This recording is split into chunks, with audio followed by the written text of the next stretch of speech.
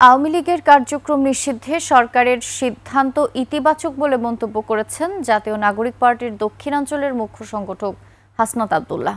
তবে সরকারের পদক্ষেপকে যথেষ্ট মনে করছেন না তিনি।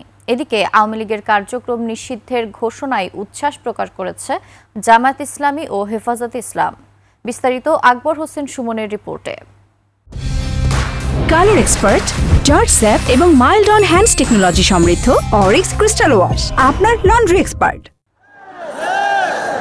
আওয়ামী লীগের কার্যক্রম নিষিদ্ধের সিদ্ধান্তে রাজধানীর হোটেল ইন্টারকন্টিনেন্টালের সামনে রাজস্বিক মোড়ে অবস্থানরত আন্দোলনকারীরা উচ্ছ্বাস প্রকাশ করেন।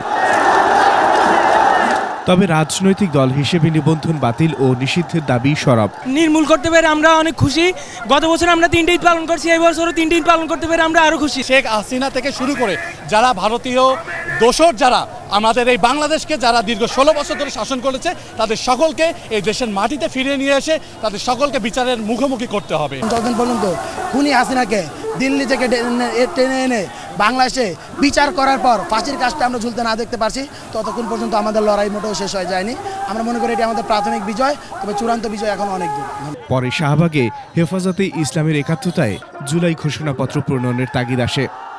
৭৭ থেকে ২০২৪-এর জুলাই আগস্টের গণহত্যা পর্যন্ত এতগুলো গণহত্যার দায়ে আওয়ামী লীগকে সন্ত্রাসী সংগঠন হিসেবে ঘোষণা করতে হবে।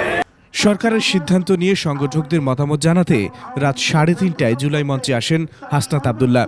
আওয়ামী লীগের কার্যক্রম নিষিদ্ধের পরিপত্র নিয়ে আনন্দ মিছিলের আশ্বাস দিয়ে ঘরে ফেরার আহ্বান জানান তিনি। ইতিপূর্বে ঘোষণাপত্র প্রণয়নের কথা বলে সরকার আমাদের সাথে স্পষ্টত টালবাহানা করেছে।